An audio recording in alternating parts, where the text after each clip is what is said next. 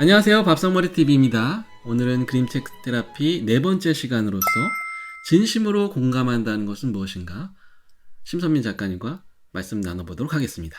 공감을 잘한다는 거 굉장히 좀 어려운 것 같아요. 그렇죠? 네. 공감이 뭐라고 생각하시나요? 예, 요새는 공감 능력이 되게 중요하다고 하잖아요. 네. 한자로 풀이해보면은 함께 공자에다가 느낄 감자인데 네. 저는 이게 영어에서 나왔으니까 컴패션이라고 하지 않습니까? 예, 컴이라는 거는 함께라는 뜻이고 패션이라는 거는 라틴어 파시오에서 나왔다고 그래요. 고통받는다라는 뜻이거든요. 그리스도의 고난 얘기할 때 패션이라고 얘기하지 않습니까? 함께 아파한다라는 것이죠. 그렇죠. 그런 의미가 아닐까요? 네. 상대방의 마음을 정말 잘 알고 우리가 공감한다는 게 한마디로 정의하기는 굉장히 좀 어려운 부분인 것 같아요. 그렇죠. 조금 어려운 주제이긴 하지만 그래도 우리가 제대로 공감하는 게 뭔가를 또 그림책을 통해서 한번 다뤄볼까 합니다. 네. 사자가 작아졌어 라는 그림책이에요. 네. 만약에 길을 가다가 부모님이 누군가를 구했는데 그 구한 누군가가 알고 보니까 우리 부모님을 미친 어떤 존재였다 라고 한다면 좀 어떤 생각이 드실까요?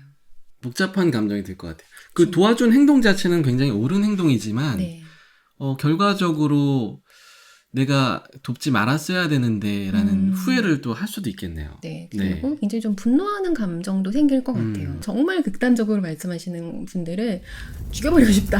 이렇게 말씀하시는 분들도 있거든요. 그냥 솔직한 감정이라고 볼 수 있죠. 네. 그래서 이제 오늘 그런 내용을 한번 다뤄보려고 하는데 밀림의 왕 사자가 어느 날 갑자기 작아졌어요.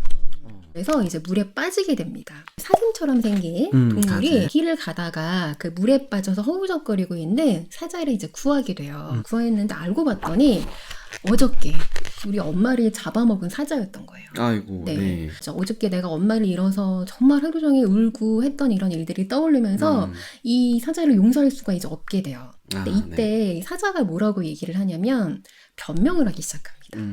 야, 네가 나를 다시 물에 빠뜨린다고 뭐해? 그런다고 일이 달라지겠니? 나 뭐 해줄까? 내가 너한테 뭐 꽃을 줄까? 맛있는 거를 줄까? 이러면서 자꾸 회유를 하는데 그런다고 사실 이 가젤의 마음이 달라질 수는 없겠죠. 그렇죠. 네. 근데 우리가 일상생활에서 이러는 경우들이 굉장히 많아요. 그러니까 누군가가 아픔을 느꼈을 때 그게 뭐 어때서 내가 뭐 어쨌다고 이렇게 얘기를 하는 경우들이 굉장히 많거든요. 그래서 한번 생각해 볼 만한 좀 주제가 아닐까라고 해서 굉장히 철학적이고 무거운 주제네요. 저희 좀 아이의 사례를 하나 말씀을 좀 드릴게요. 초등학교 일단 3학년쯤 됐던 것 같아요. 학교 앞에서 그 병아리를 팔잖아요. 그 병아리를 아이가 저한테 말없이 2마리를 사온 거예요. 금방 죽을 줄 알았거든요. 병아리가 굉장히 길게 사는 거예요. 거의 한 달 가까이. 근데 아이가 굉장히 정말 정성스럽게 돌봐줬어요. 이불 이런 거를 갈아주고 똥도 갈아주고 모이리주고 이렇게 하면서 빛도 쪼여주고 조명 같은 거. 근데 이제 한 달 한 보름 정도 지났을 때 그 병아리가 죽은 거예요. 그래서 이제 아침에 아이가 너무 심하게 우는 거예요. 처음으로 자기가 이렇게 정성 들였던 동물의 죽음을 마주한 거잖아요. 그래서 이제 아이가 학교 가는 내내 이제 울었는데 그 마음을 그렇게까지 이해를 좀 못했던 것 같아요. 근데 이제 학교에 가서도 계속 울었나 봐요. 아이가 수업하는 내내. 이제 제가 그때 선생님한테 너무 감사했던 게 뭐냐면 그때 그 아이의 담임 선생님이 전화를 주셔서 우리 철수가 지금 너무 속상하고 슬픈가 봐요. 그래서 오늘은 좀 조퇴를 시켜야 될 것 같아요. 그래서 집에 보낼 테니까 아이를 좀 잘 다독여 주세요 라고 말씀을 하시는데 사실은 처음에 어머니 철수가 울어요 하는 순간 굉장히 화가 났었어요. 왜냐하면 지금 별것도 아닌 것 같고 학교에서 그렇게 울고 다른 친구들 수업을 방해해? 라는 생각이 이렇게 선생님이 그 다음 말을 듣고 제가 좀 생각을 하게 됐죠. 이 아이한테는 병아리가 죽은 게 굉장히 좀 큰 사건일 수 있었겠구나. 아이가 돌아왔을 때 그냥 말없이 그냥 안아만 줬던 것 같아요.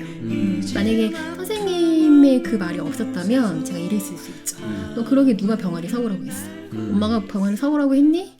너가 지금 그 병아리 사오 너 때문에 그런 거 아니야? 이렇게 얘기를 했을 수 있을 것 같아요. 그리고 네가 그런다고 학교 가서 그렇게 울면 친구들 수업 방해됐을 거 아니야? 이런 얘기를 했을 것 같아요. 이제 그렇게 내용이 전개가 되면서 이제 아무리 달래려고 해도 안 됐을 때 이제 사자가 뭐라고 얘기를 하냐면 그럼 날 먹어.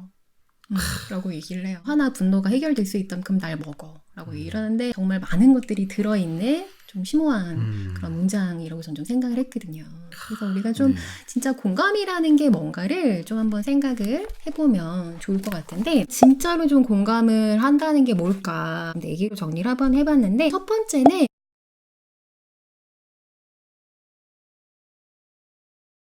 내 안에 해결되지 않은 문제가 있다면 진심으로 사실 상대방을 공감하기 힘들거든요. 첫 번째는 좀 내 문제를 해결할 것이라고 말씀드리고 싶고요.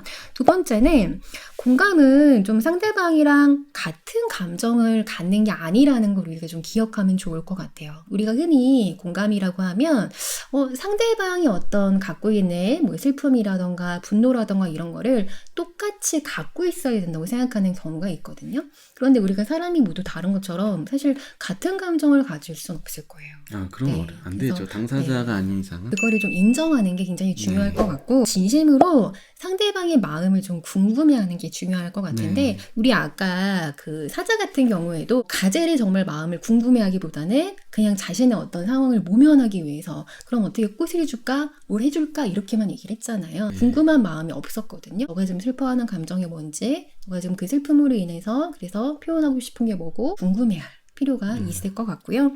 마지막 4번째는 그런 과정에서 내가 정말 좀 사과해야 될 일이 있을 수 있잖아요. 사실은 이 책을 보면은 사자 입장에서도 굉장히 억울하잖아요. 나는 그냥 생태계의 어떤 측면으로 가젤을 잡아먹었을 뿐이고 그 다음날 그냥 작아진 것도 억울한데 가젤이 나한테 그렇게 하니까 어떻게 보면 사자도 되게 억울했을 것 같아요.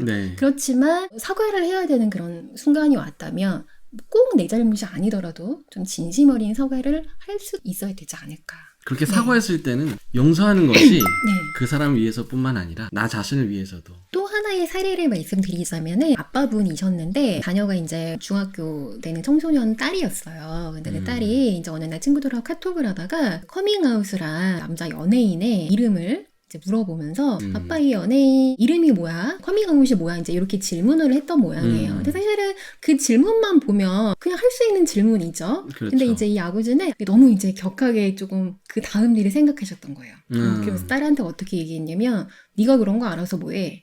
이제 뭔가 걱정이 되시는 거죠. 그런 거 네가 알 필요 없어. 그런 사람에 대해서 알 필요 없어. 이제 이렇게 얘기를 하셨고 좀 그 일 이후로 딸하고 관계가 좀 이렇게 악화되어서 어떻게 공감을 해야 될지 모르겠어요. 이제라고 저한테 좀 상담을 하셨던 그런 사례가 있었거든요. 그러니까 여기에서도 이제 우리 아까 얘기했던 그 4단계를 좀 생각해 보시면 좋을 것 같고 여기서 또 하나 중요한 거 빠진 게 뭐가 있었을까요? 이 아빠가 좀 가장 간과했던 부분.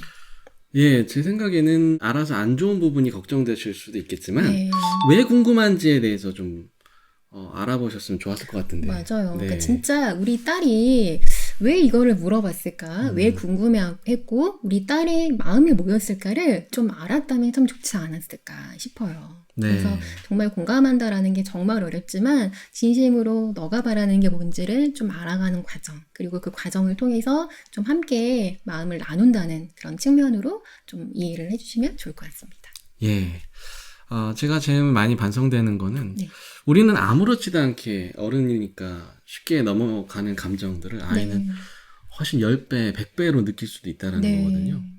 그래서 우리가 사소한 말다툼도 이것이 우리 아이에게 엄청난 그 고통이 될 수 있다는 걸 항상 인정하면서 그래서 저는 이제 다툴 일이 있어도 절대로 아이 앞에서 하지 않고 따로 이렇게 하고 있는데요. 좀 좋은 방법이죠. 그런 방법도 공감하는 하나의 방법일 것 같아요. 마지막으로 공감이라는 것이 무엇인지를 알려준 위대한 그림 하나 소개를 해드리고자 합니다.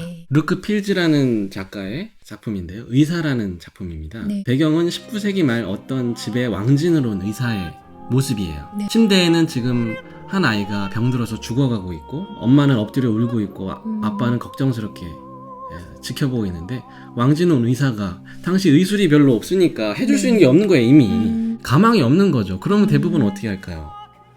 그냥 어떻게 하고 손쓸 방법이 없을 것 보통 같아서. 위로하고 다시 집에 가서 자잖아요. 근데 아무것도 해줄 수 없는 그 의사가 하는 건 뭐냐면 밤새도록 이렇게 턱을 괴고서 걱정스러운 눈빛으로 그 아이를 관찰한다는 것이죠.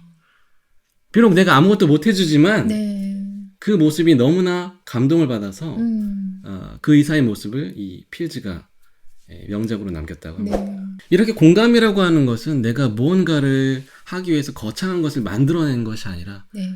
그저 아파하는 사람과 함께 눈물을 흘릴 수 있다는 것. 그런 따뜻한 마음이 아닐까 생각이 됩니다. 네, 때로는 정말 침묵으로서 그냥 상대방을 이렇게 감싸 안아줄 수 있는 네. 그 순간도 굉장히 중요하구나 그런 생각이 드네요. 네. 네. 공감이란 함께 아파하고 함께 눈물 흘리고 함께 성장하는 것입니다. 밥상머리였습니다. 감사합니다. Daddy.